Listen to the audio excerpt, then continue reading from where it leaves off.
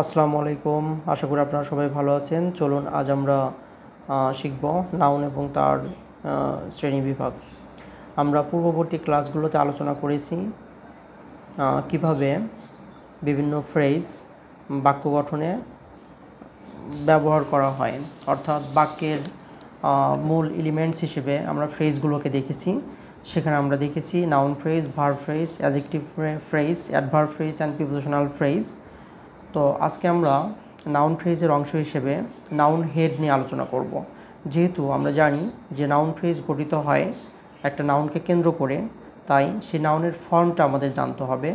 নাউনের ফর্ম যদি আমাদের জানা থাকে তাহলে সেই নাউনের পূর্বে যে পি মডিফায়ার্স বা অ্যাডভার্বসগুলো ব্যবহার হয় এবং যে ডিটারমিনার্সগুলো ব্যবহার হয় সেগুলো আমরা সঠিকভাবে ব্যবহার করতে সক্ষম হব।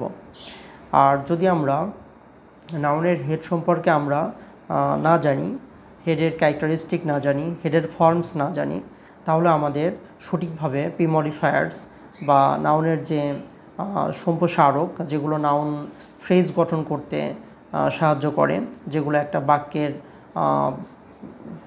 নাউন ফ্রেজটাকে সম্প্রসারণ করে, সেই ধরনের ডিটারমিনার্স বা যে পি মডিফায়ার্সগুলো আছে এগুলো ব্যবহারে আমরা নানামুখী সমস্যায় পড়ব।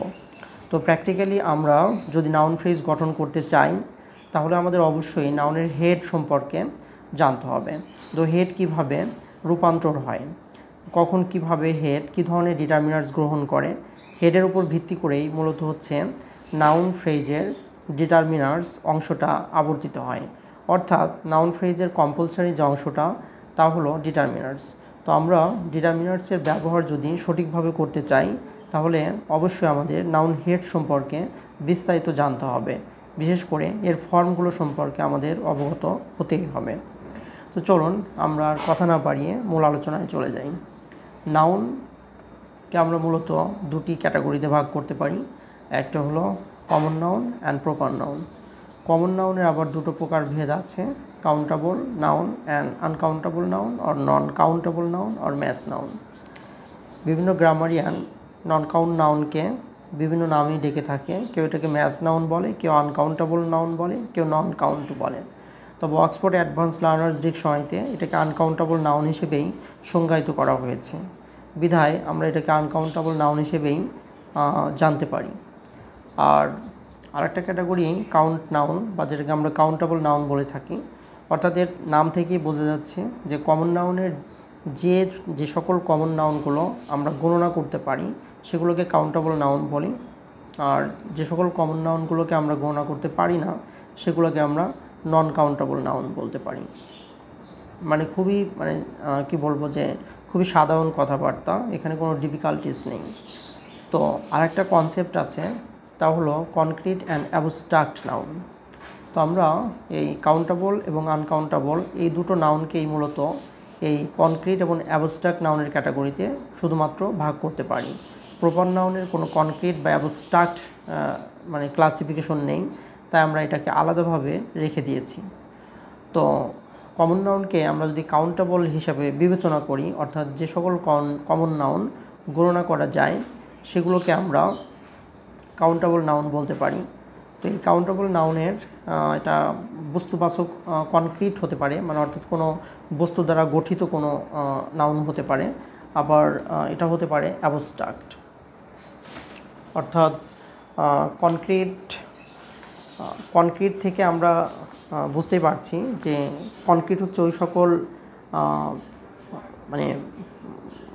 কি বলবো ব্যক্তি বা বস্তুকে বোঝায়, বা ওই সকল থিংসগুলোকে বোঝায় যেগুলো আসলে আমাদের পঞ্চম ইন্দ্রিয় দিয়ে, আমাদের অবজারভেশন দিয়ে আমরা যেগুলোকে হচ্ছে পরিমাপ করতে পারি বা মেজার করতে পারি। যেমন বুক থেকে আমরা বুকস বলতে পারি, পেন থেকে পেন্স বলতে পারি, একটা কলম, দুইটা কলম, তিনটা কলম, এভাবে আমরা এটাকে মাপতে পারি বা গণনা করতে পারি, যেগুলো পরিমাপযোগ্য। টয় থেকে টয়েস করতে পারি, অর্থাৎ এটা সিঙ্গুলার থেকে প্লুরাল করতে পারছি। শুধু তাই নয়, এটা কোনো মেটাল দিয়ে গঠিত আর কি, যার কারণে এটাকে কনক্রিট বলা হচ্ছে, যে কোনো পদার্থ দ্বারা তৈরি। আর অ্যাবস্ট্রাক্ট হচ্ছে সেই সকল কাউন্টেবল নাউন যেগুলো কোনো পদার্থ দ্বারা তৈরি নয়, এগুলো কোনো একটা আইডিয়া হতে পারে, এটা কোনো একটা গুণাবলী হতে পারে। ঠিক আছে, অ্যাবস্ট্রাক্ট অর্থাৎ যেগুলো আমরা চোখ দিয়ে দেখতে পারি না, পঞ্চমেন্দ্র দিয়ে যেগুলো আমরা অনুভব করি, এই ধরনের যে নাউনগুলো আছে সেগুলোকে আমরা কি বলবো যে অ্যাবস্ট্রাক্ট বলে থাকি, যেগুলো নন অবজারেবল এবং যেগুলো নন মেজারেবল, যেগুলো আসলে পরিমাপ করা যায় না, যেগুলো আসলে অবজার্ভ করা যায় না, চোখ দিয়ে দেখা যায় না, হ্যাঁ, স্পর্শ করা যায় না, শুধুমাত্র অনুধাবন করা যায়। যেমন ডিফিকাল্টি, তারপর রিমার্ক, এ ধরনের আরও অনেক নাউন আছে যেগুলোর সাথে আমরা পরিচিত। এই ধরনের নাউনগুলো আমরা সাধারণত অ্যাবস্ট্রাক্ট অর্থাৎ অ্যাবস্ট্রাক্ট কাউন্টেবল নাউন হিসেবে বিবেচনা করে থাকি। তো কাউন্টেবল নাউন কনক্রিট হোক বা অ্যাবস্ট্রাক্টই হোক, যাই হোক না কেন, এটাকে সিঙ্গুলার এবং প্লুরাল এই দুটো ফর্মে আমরা ডিফাইন করতে পারি। অর্থাৎ কাউন্টেবল নাউন সিঙ্গুলারও হতে পারে, আবার প্লুরালও হতে পারে। অর্থাৎ এটা দুটো ফর্ম রয়েছে, সিঙ্গুলার অ্যান্ড প্লুরাল। ঠিক অপরদিকে আমরা নন কাউন্ট নাউনকেও আবার দুটো ক্যাটাগরিতে ভাগ করতে পারি, concrete and abstract. Concrete non countable noun হচ্ছে ছোট ছোট ক্ষুদ্র ক্ষুদ্র পদার্থ দ্বারা গঠিত হতে পারে, বায়বীয় বা গ্যাসীয় পদার্থ হতে পারে, যেমন butter, gold, rice, hydrogen, oxygen, nitrogen বা এই টাইপের, যেগুলো ছোট ছোট দৃশ্যমান এবং পদার্থ বা ম্যাটেরিয়ালস দিয়ে গঠিত, এই ধরনের নাউনগুলোকে আমরাকে কনক্রিট নাউন বলে থাকি। আবার অ্যাবস্ট্রাক্ট নাউন হচ্ছে সেই সকল নন কাউন্টেবল নাউন যেগুলো আসলে কোনো পদার্থ দ্বারা গঠিত নয়, এগুলো মানবীয় গুণাবলী, এগুলো আমাদের ভেতরের আত্মাধিক ব্যাপার, অথবা আমাদের এগুলো এমন কিছু হিউম্যান ইন্টিগ্রিটি যেগুলো আমরা আসলে অনুধাবন করতে পারি শুধু হৃদয় দিয়ে, কিন্তু এগুলো আমরা মেজার করতে পারি না বা এগুলো আমরা অবজার্ভও করতে পারি না। মজার ব্যাপার হলো যে কাউন্টেবল নাউন অ্যাবস্ট্রাক্ট হোক বা কনক্রিট হোক, এটার সিঙ্গুলার এবং প্লুরাল আছে, কিন্তু নন কাউন্ট নাউনের সিঙ্গুলার বা প্লুরাল নেই। এটা শুধুমাত্র সিঙ্গুলার ফর্ম, এটা মানে একটাই ফর্ম, সেটা হচ্ছে সিঙ্গুলার ফর্ম। তো এই যে সিঙ্গুলার এবং প্লুরাল, এই দুটো বিষয় খুবই গুরুত্বপূর্ণ, কারণ আমরা যখন একটা নাউনকে বাক্যে ব্যবহার করব তখন সেই নাউন সিঙ্গুলার নাকি প্লুরাল, সেটা কাউন্টেবল নাকি নন কাউন্টেবল, এটা খুবই গুরুত্বপূর্ণ। তাই ইংলিশ অক্সফোর্ড অ্যাডভান্স ডিকশনারিতে আপনি যখন কোনো একটা নাউন সেখানে সার্চ করবেন, তো আপনি সেখানে দেখবেন যে সি অথবা ইউ লেখা থাকবে। তো এটা থেকে আপনাকে বুঝে নিতে হবে যে এই নাউনটা কাউন্টেবল, এই নাউনটা আনকাউন্টেবল। তো ওই যে কাউন্টেবল এবং আনকাউন্টেবল, ওইটার ভিত্তিতেই মূলত ওই নাউনটাকে আপনি ব্যবহার করবেন। অর্থাৎ ওই নাউনটা কাউন্টেবল যদি হয় সেক্ষেত্রে ওটা সিঙ্গুলার হতে পারে, প্লুরালও হতে পারে, আবার নন কাউন্টেবল হলে ওটা শুধুমাত্র সিঙ্গুলার হবে। তো এই যে একটা বৈশিষ্ট্য, এই বৈশিষ্ট্যের উপর ভিত্তি করেই মূলত এই নাউনের অ্যাপ্লিকেশনটা মূলত হচ্ছে একটা বাক্যে হয়ে থাকে। বিধায় আমরা এটা খুবই গুরুত্বপূর্ণ যে নাউনটা কাউন্টেবল নাকি আনকাউন্টেবল এটা জানা। তো যা হোক, প্রশ্ন হচ্ছে যে ঠিক আছে, কাউন্টেবল বা আনকাউন্টেবল যাই হোক, যে কোনো একটা হবে। তো যদি কাউন্টেবল হয় তাহলে আমরা সেটাকে কিভাবে ব্যবহার করব, আর যদি আনকাউন্টেবল হয় তাহলে কিভাবে? দেখুন, যদি নাউনটা কাউন্টেবল হয় তাহলে অবশ্যই সেই নাউনটাকে সিঙ্গুলার অথবা প্লুরাল যে কোনো একটা ফর্মে আপনাকে ব্যবহার করতে হবে। যদি আপনি প্লুরাল ফর্মে ব্যবহার করেন, দ্যাটস ফাইন, আপনাকে কোনো আর্টিকেল বা ডিটারমিনার্স সেভাবে ইউজ করার প্রয়োজন নেই, আপনি সিম্পলি ইউজ করতে পারেন। যেমন কম্পিউটার্স আর nowadays essential electronic devices, এখানে কম্পিউটার্স থাকার কারণে আমরা এখানে কোনো ডিটারমিনার্স ব্যবহার করছি না, কিন্তু যখন বলবো a computer is an electronic device বা a computer is an essential electronic device, তো এখানে এ কম্পিউটার আমাদের ইউজ করতে হবে, বিকজ এটা একটা সিঙ্গুলার কাউন্টেবল নাউন। সো অবশ্যই আপনাকে এখানে এ অথবা অ্যান ব্যবহার করতে হবে, যেহেতু এটা সিঙ্গুলার কাউন্টেবল নাউন। অর্থাৎ সিঙ্গুলার কাউন্টেবল নাউন বাক্যে একা একা ব্যবহৃত হয় না। যখনই আপনি কোনো সিঙ্গুলার কাউন্টেবল নাউন ব্যবহার করবেন তখন তার পূর্বে অবশ্যই বাধ্যতামূলকভাবে ডিটারমিনার্স ইউজ করতে হবে, বিশেষ করে এ অথবা অ্যান। অন্য অন্য সিঙ্গুলার ডিটারমিনার্সও ইউজ করা যেতে পারে, তবে এ অ্যান বাধ্যতামূলকভাবেই সাধারণত ব্যবহার করা হয়। আর যদি প্লুরাল হয় সেক্ষেত্রে আপনি নাউনটাকে প্লুরাল রাখতে পারেন। আপনি বলতে পারেন যে আই হ্যাভ বুকস, আপনি বলতে পারেন I have some books, I have few books, কিন্তু আপনি বলতে পারেন না আই হ্যাভ বুক। আপনাকে অবশ্যই বলতে হবে আই হ্যাভ এ বুক অথবা আই হ্যাভ এ পেন। ঠিক আছে, এভাবে। অর্থাৎ আপনি যদি সিঙ্গুলার রাখেন তাহলে অবশ্যই তার পূর্বে এ অথবা অ্যান আপনাকে বাধ্যতামূলকভাবে ব্যবহার করতে হবে। অর্থাৎ কোনো নাউন যখন বাক্যে ব্যবহার হয় ওই নাউনটা কখনোই একা একা ব্যবহৃত হয় না, নাউনের আগে এবং পরে কতগুলো শব্দ যুক্ত করে নাউনটাকে সম্প্রসারণ করা হয়। তো বাধ্যতামূলকভাবে একটা নাউন ফ্রেজ গঠনের জন্য মিনিমাম একটা এ অথবা অ্যান অর্থাৎ যে কোনো একটা ডিটারমিনার্স ইউজ করতে হবে। হ্যাঁ, তো সেই জন্যই আপনাকে হচ্ছে এই জানতে হবে যে কাউন্টেবল নাউন সিঙ্গুলার নাকি প্লুরাল, এই ফর্মটা আপনাকে জানতে হবে। অর্থাৎ নাউনের ফর্ম যদি আপনি না জানেন তাহলে আপনি কখনোই একটা স্মার্ট নাউন ফ্রেজ গঠন করতে পারবেন না। তো আমরা যেহেতু নাউন ফ্রেজ গঠন করতে চাই এবং আমাদের মনের ভাব প্রকাশ করতে চাই নাউন ফ্রেজ গঠনের মধ্যে দিয়ে, সো আমাদের জানতে হবে নাউনের ফর্ম। তো চলুন আমরা এখন কিছু কমন কাউন্টেবল নাউনের সাথে পরিচিত হব।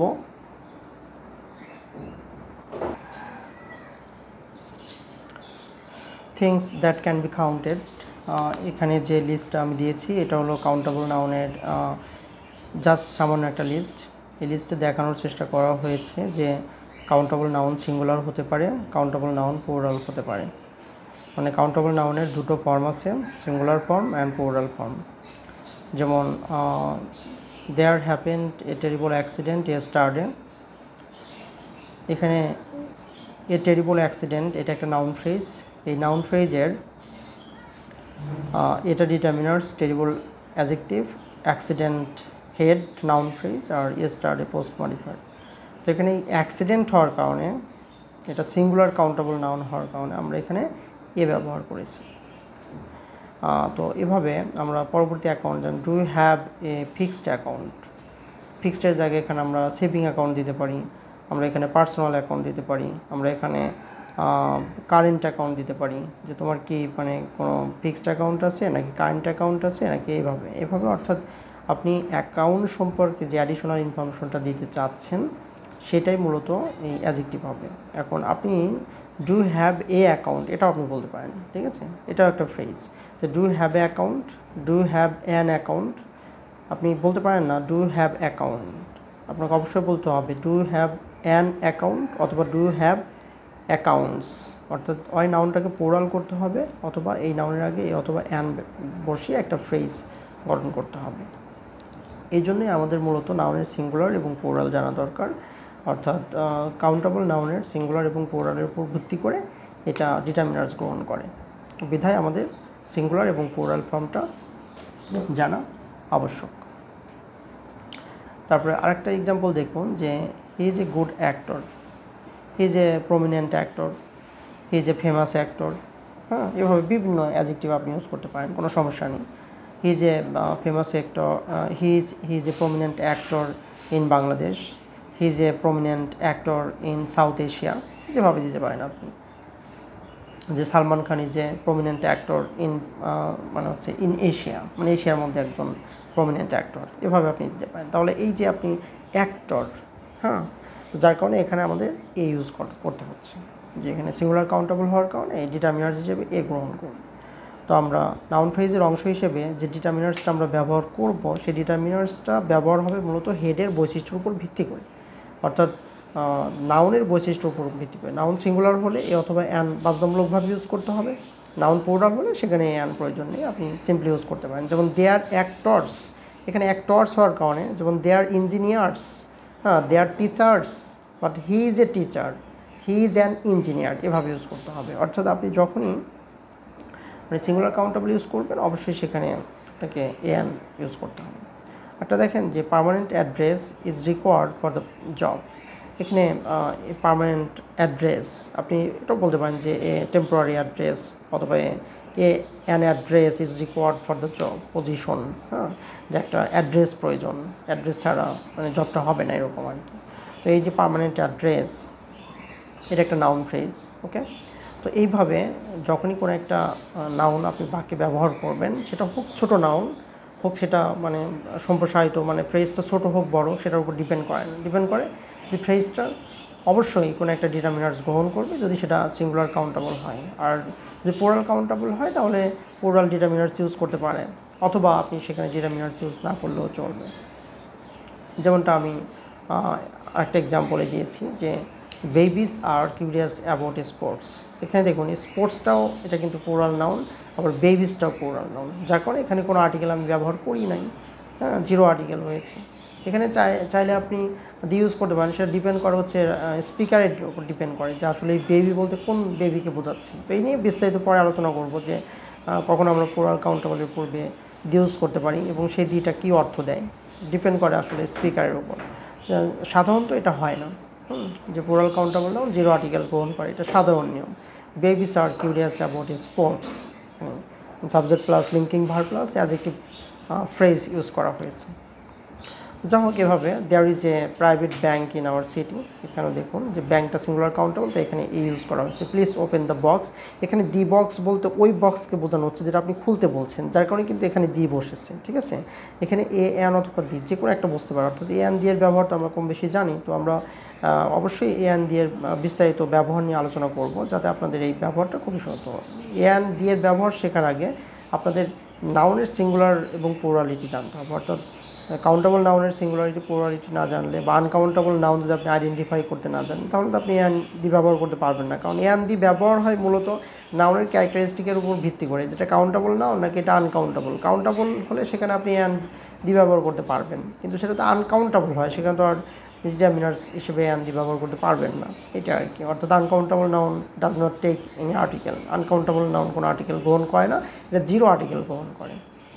তো আমরা তাহলে মোটামুটি কাউন্টেবল নাউনের একটা ধারণা পেয়ে গেলাম যে কাউন্টেবল নাউনগুলো কীভাবে কাজ। আরেকটা বিষয় যে আপনি অক্সফোর্ড অ্যাডভান্স লার্নার্স ডিকশনারিতে যখন এই কাউন্টেবল নাউনগুলো দেখবেন, সেখানে কিন্তু আপনার এভাবে লেখা থাকবে স্পষ্ট যে কাউন্টেবল মানে সিঙ্গুলার, কাউন্টেবল প্লুরাল। তো কাউন্টেবল সিঙ্গুলার যখন লেখা থাকবে তখন আপনি সিঙ্গুলার ইউজ করবেন, প্লুরাল থাকলে প্লুরাল ইউজ করবেন, এরকম।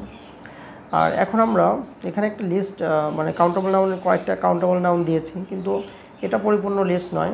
আমরা পরিপূর্ণ লিস্ট আসলে ওভাবে দিতে পারবো না, কারণ ইংরেজি ভাষায় অসংখ্য কাউন্টেবল নাউন রয়েছে।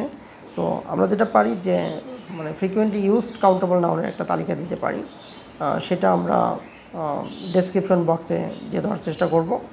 আর এরপরে আমরা তাহলে আনকাউন্টেবল নাউন নিয়ে কিছু কথা বলি, যে আনকাউন্টেবল নাউনটা আসলে কীভাবে কাজ করে। Uncountable nouns. Uncountable nouns only have one form, that is singular, and it always takes singular verb in a sentence when it is a subject of the verb. অর্থাৎ আনকাউন্টেবল নাউন এর একটাই form, সেটা হচ্ছে singular, এবং এটা যদি বাক্যে subject হিসেবে ব্যবহৃত হয় তাহলে অবশ্যই এটা সিঙ্গুলার ভার্ব গ্রহণ করবে। তো আমরা জানি যে 8 প্রকার পার্টস অফ স্পিচের মধ্যে নাউন এবং ভার্ব এই দুটোর সিঙ্গুলারিটি এবং প্লুরালিটি রয়েছে, অর্থাৎ নাউনকে আমরা সিঙ্গুলার প্লুরাল করতে পারি, ভার্বকেও সিঙ্গুলার প্লুরাল এই মানে করতে পারি। ভার্বের সিঙ্গুলারিটি আছে, প্লুরালিটি আছে, নাউনেরও সিঙ্গুলারিটি এবং প্লুরালিটি আছে। যেহেতু আমরা জানি যে একটা বাক্যের দুটো পার্ট থাকে, সাবজেক্ট অ্যান্ড প্রেডিকেট। সাবজেক্ট অংশ গড়ে ওঠে নাউনকে কেন্দ্র করে এবং ভার্ব অংশ গড়ে ওঠে ভার্বকে কেন্দ্র করে। বিধায় এই সাবজেক্ট এবং ভার্ব এই দুটোর মধ্যে একটা কনকর্ড থাকে বা অ্যাগ্রিমেন্ট থাকে, যে সাবজেক্ট সিঙ্গুলার হলে ভার্ব সিঙ্গুলার হবে, সাবজেক্ট প্লুরাল হলে ভার্ব প্লুরাল হবে, যেটাকে আমরা সাবজেক্ট টু ভার্ব অ্যাগ্রিমেন্ট বলে থাকি। তো এই সাবজেক্ট টু ভার্ব অ্যাগ্রিমেন্টের দৃষ্টিকোণ থেকেই আপনি যখনই কোনো একটা আনকাউন্টেবল নাউন বাক্যে ব্যবহার করবেন তখন এর সাথে সিঙ্গুলার ভার্ব ব্যবহার করতে হবে। তো আমরা সাধারণত নাউনের সাথে এস বাই এস যুক্ত করলে সেটা প্লুরাল হয়, কিন্তু ভার্বের সাথে এস বাই এস যুক্ত থাকলে সেটা সিঙ্গুলার হয়, যেমন এস, ওয়াজ, হ্যাজ এগুলো। অর্থাৎ এই ভার্বগুলো সাধারণত সিঙ্গুলার, অর্থাৎ যখনই কোনো ভার্বের সাথে মানে আমরা এস যুক্ত করব তখন সেটা সিঙ্গুলার হয়ে যাবে, কিন্তু নাউনের সাথে এস বাই এস যুক্ত করলে সেটা প্লুরাল হয়ে যাবে। যেমন আমরা দেখছি ইজ, ওয়াজ, হ্যাজ এগুলো কিন্তু সিঙ্গুলার, ঠিক আছে। অর্থাৎ মিল্ক ইজ বলতে হবে, milk is good for health. আবার there furniture is usually modern, এখানে ফার্নিচার্স মানে আনকাউন্টেবল নাউন, মানে এটা সিঙ্গুলার, যার কারণে এখানে ইজ হলো। Too much tea is not good for you, এখানে টিটা আনকাউন্টেবল নাউন, যা এখানে ইজ হলো। দেয়ার ইজ গুড নিউজ, এখানে একটু ব্যতিক্রম ঘটেছে, এখানে যেহেতু এক্সিস্টেন্সিয়াল দেয়ার ব্যবহার করা হয়েছে, যার কারণে এখানে there plus be verb plus subject এখানে গ্রামাটিক্যাল যে সাবজেক্টটা সেটা এখানে পরে বসেছে, যার কারণে আমরা এই মানে সাবজেক্টের উপর ভিত্তি করে মূলত ভার্ব ব্যবহার করব, দেয়ারের উপর ভিত্তি করে নয়। তো এখানে নিউজটা আনকাউন্টেবল হওয়ার কারণে এখানে ইজ হয়েছে। Like this. কিন্তু আপনি যদি বলেন there are some books on the table, তখনই কিন্তু আর হবে, কারণ বুকসটা মানে প্লুরাল কাউন্টেবল, যার কারণে ওখানে আর হবে, লাইক দিস। তো এই হচ্ছে মোটামুটি আনকাউন্টেবল নাউনের ক্যাটাগরি। কিন্তু আনকাউন্টেবল নাউন আইডেন্টিফাই করার খুবই গুরুত্বপূর্ণ।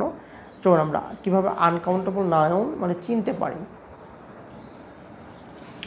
সাম কমন আনকাউন্টেবল নাউন্স, এখানে বেশ কয়েকটা ক্যাটাগরি রয়েছে, আমি এগুলো ধারাবাহিকভাবে আলোচনা করছি। Whole groups made of similar items, অর্থাৎ আমরা যদি বলি যে ব্যাগেজ অথবা clothing, equipment, furniture, garbage, jewellery, luggage, machinery, money, scenery, traffic, এগুলো হচ্ছে কতগুলো মানে সিমিলার আইটেমসের একটা গ্রুপ।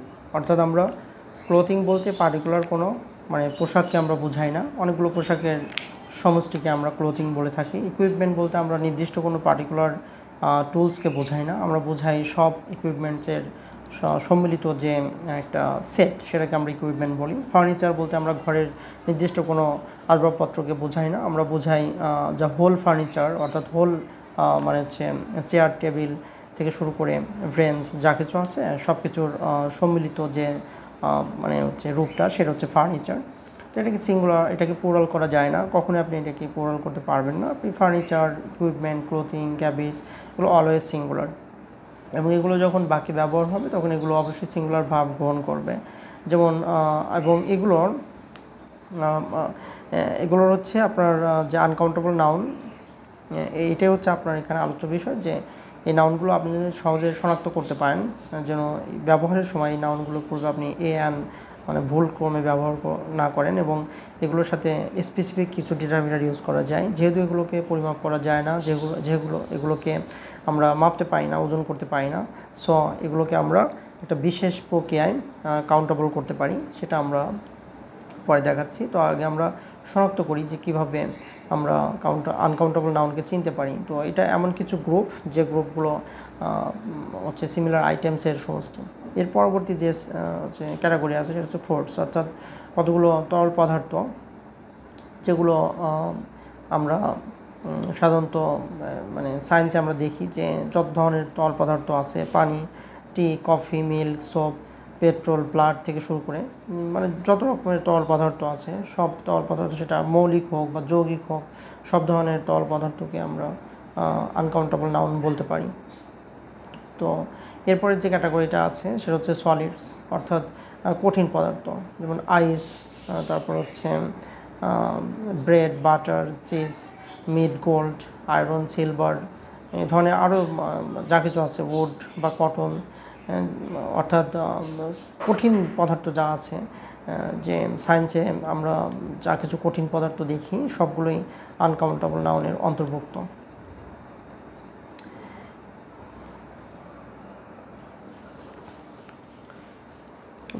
গ্যাসেস, অর্থাৎ গ্যাসীয় পদার্থ, যে কোনো গ্যাসীয় পদার্থ আমাদের কেমিক্যাল সায়েন্সে অথবা আমরা রসায়নে যত ধরনের গ্যাসীয় পদার্থ রয়েছে, হাইড্রোজেন, অক্সিজেন, নাইট্রোজেন থেকে শুরু করে আমরা যত ধরনের গ্যাসীয় পদার্থ দেখি, প্রায় 120টার মতো মৌলিক পদার্থ আছে, এছাড়াও অসংখ্য যৌগিক পদার্থ রয়েছে।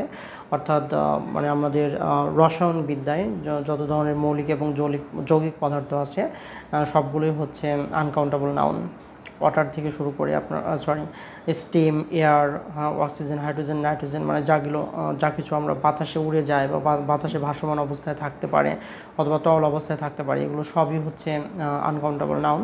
এছাড়া পার্টিকেলস, ছোটো ছোটো মানে ক্ষুদ্র ক্ষুদ্র পার্টিকেলস দ্বারা গঠিত যে পদার্থগুলো, যেমন রাইস, কর্ন, ডার্ট, ফ্লোর, গ্রাস, ঠিক আছে, এরপরে সুগার, এরকম যেগুলো আমরা ছোটো ছোটো ক্ষুদ্র ক্ষুদ্র কণা দ্বারা গঠিত, যেগুলো আমরা দেখতে পাই না।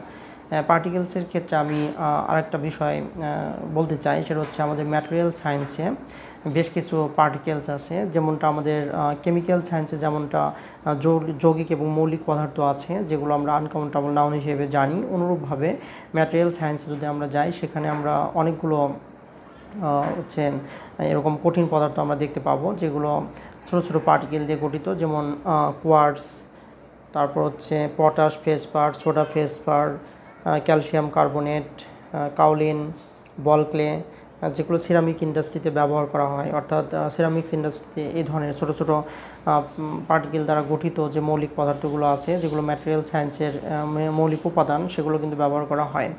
তো এই ধরনের যত আছে সবগুলোই হচ্ছে আনকাউন্টেবল নাউনের অন্তর্ভুক্ত। এরপরে যেটা আছে অ্যাবস্ট্রাকশন। অ্যাবস্ট্রাকশন হচ্ছে এমন কিছু মানুষের মৌলিক বা মানবের মানে হিউম্যান ইন্টিগ্রিটি বা মানবীয় গুণাবলী, যেগুলো মানুষের কি বলবো যে এটা দেখা যায় না, ধরা যায় না, ছোঁয়া যায় না, কিন্তু অনুধাবন করা যায়। যেমন beauty, confidence, courage, education, enjoyment, happiness. অর্থাৎ এখানে যে নাউনগুলো মানে গঠিত হয়, সাধারণত এই নাউনের যে সাফিক্সগুলো, এগুলো মানে বিশেষ কিছু সাফিক্স হয়ে থাকে। তো আমি সেই সাফিক্সগুলো আসলে আপনাদের জানাবো, মানে সেগুলো আমি চেষ্টা করব কমেন্ট বক্সে দিয়ে দেওয়ার, কারণ সাফিক্সের সংখ্যা অনেক বেশি, এখানে আসলে দিলে ক্লাসটা অনেক দীর্ঘ হয়ে যাবে। তো ওই সাফিক্সগুলো দেখে আপনারা অন্তত বুঝতে পারবেন যে এটা আনকাউন্টেবল নাউন। বিশেষ কিছু সাফিক্স আছে যেগুলো দেখে বোঝা যায় যে এই সাফিক্সগুলো সাধারণত অ্যাবস্ট্রাক্ট নাউন গঠনে ব্যবহার করা হয়। আচ্ছা, ল্যাঙ্গুয়েজেস, অর্থাৎ পৃথিবীতে যত ভাষা আছে সব ভাষা আনকাউন্টেবল নাউন। এগুলো বাক্যে যখন ব্যবহার হবে, এগুলো কোনো আর্টিকেল গ্রহণ করবে না এবং এগুলো সিঙ্গুলার ভার্ব গ্রহণ করবে। বাংলা, ইংলিশ, উর্দু থেকে শুরু করে পৃথিবীতে প্রায় 10,000-এরও বেশি ভাষা প্রচলিত আছে, সব ভাষা uncountable noun. Academic disciplines, academic ডিসিপ্লিনও প্রায়, আমি যদি বলি যে প্রায় হাজার হাজার অ্যাকাডেমিক ডিসিপ্লিন এখন আছে পৃথিবীতে। Chemistry, biology, physics, history, mathematics, business, engineering থেকে শুরু করে সেকশন, মানে এখানে অনেক সেকশন মানে সাবসেকশন আছে হিস্ট্রির। তারপর ইঞ্জিনিয়ারিংয়ের অনেক সাবসেকশন আছে, বিজনেসের অনেক সাবসেকশন আছে। সবগুলো যেমন accounting, management, human resource management. তারপর হচ্ছে আমরা ইঞ্জিনিয়ারিংয়ে যদি বলি যে কেমিস্ট্রির উপর বিশেষ কিছু সাবসেকশন আমরা পাবো, বায়োকেমিস্ট্রি, তারপর মলিকুলার বায়োলজি, যাবে বায়োটেকনোলজি, এরকম অনেক একাডেমিক ডিসিপ্লিন আছে। সবগুলো একাডেমিক ডিসিপ্লিনই আনকাউন্টেবল নাউনের অন্তর্ভুক্ত। এরপরে রিক্রিয়েশনস, মানে আনন্দ বিনোদনের যে ব্যাপারগুলো, মানে ক্রীড়া বা স্পোর্টস টাইপের যে হচ্ছে ব্যাপারগুলো আছে, যেমন ফুটবল, ক্রিকেট থেকে শুরু করে যত খেলাধুলা আছে সবগুলো আনকাউন্টেবল নাউনের অন্তর্ভুক্ত। এগুলো কখনোই কোনো আর্টিকেল গ্রহণ করবে না। যেমন যদি বলি যে হোয়াটস ইউর ফেভারিট মানে স্পোর্ট, তুমি বলবে cricket is my favourite sport. এখানে বলবে না যে a cricket is my favourite sport, just cricket is my favourite sport, হ্যাঁ, just football is my favourite sport, এভাবে বলতে হবে। অর্থাৎ এগুলো আনকাউন্টেবল নাউন, এগুলো কোনো আর্টিকেল গ্রহণ করে না। Natural phenomenas, weather, fog, heat, storm, lighting, snow, darkness etcetera. অর্থাৎ প্রাকৃতিক ব্যাপার স্যাপার, যেগুলো আমাদের প্রকৃতির সাথে যে ঘটে যাওয়া যে ঘটনাগুলো, তাপমাত্রা, জলবায়ু, পরিমাপ, তারপর হচ্ছে আপনার মেজারমেন্টস, এগুলো ফ্র্যাকশন, বা যেগুলো আমরা সাধারণত মানে প্রকৃতির মাঝে ঘটে যাওয়া যে ব্যাপারগুলো, যেগুলো আবহাওয়া, তাপমাত্রা, জলবায়ুর সাথে সম্পৃক্ত, এই প্যারামিটারগুলো বা এই যে টার্মগুলো, এগুলোকে আমরা ন্যাচারাল ফেনোমেনা বলে থাকি। এগুলো আনকাউন্টেবল নাউন হয়ে থাকে। এরপরে অ্যাক্টিভিটিস, অর্থাৎ ভার্ব থেকে উৎপন্ন নাউন, যেটাকে আমরা জিয়ান বলি।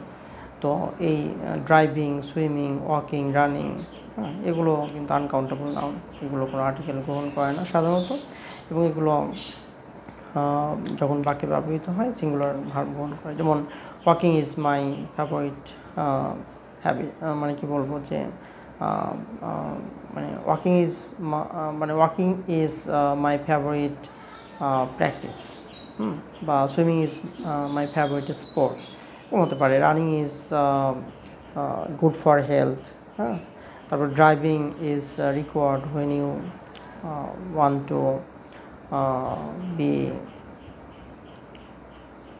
এ মার্কেটিং এক্সিকিউটিভ, হ্যাঁ, এরকম যে তুমি যা একটা মার্কেটিং এক্সিকিউটিভ হতে চাও, তোমার অবশ্য ড্রাইভিং লাগবে। তো এইভাবে, অর্থাৎ এগুলো সিম্পলি ইউজ করা হয়, এগুলোর সাথে কোনো আর্টিকেল প্রয়োজন হয় না এবং সিম্পলি বাক্যে সিঙ্গুলারলি ইউজ করা হয়। তো যাই হোক, আমি যে ক্যাটাগরিগুলো দেখালাম, মোটামুটি এই ক্যাটাগরির ভিতরেই আমরা কমন আনকাউন্টেবল নাউনগুলো পেয়ে যাব। এবং আমরা যখন আমরা পরিপূর্ণ লিস্ট আমাদের পক্ষে জানা সম্ভব নয়।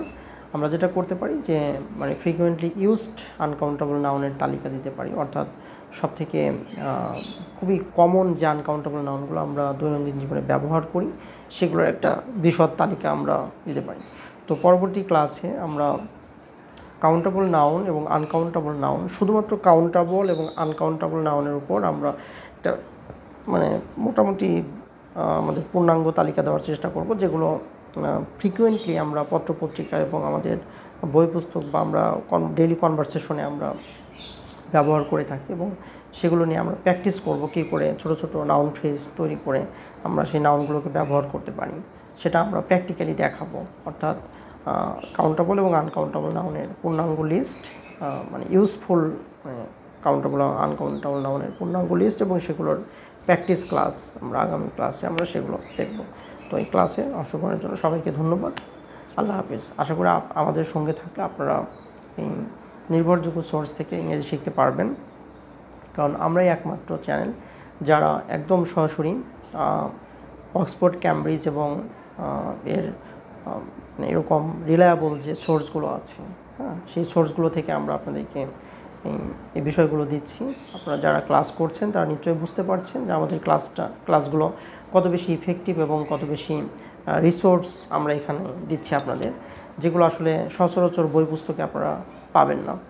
তো আশা করি আমাদের পরবর্তী ক্লাসগুলো আপনারা আরও বেশি উপভোগ করবেন এবং আপনারা একজন সফল এবং কনসাস মানে ইউজার হিসেবে, ল্যাঙ্গুয়েজ ইউজার হিসেবে গড়ে উঠবেন।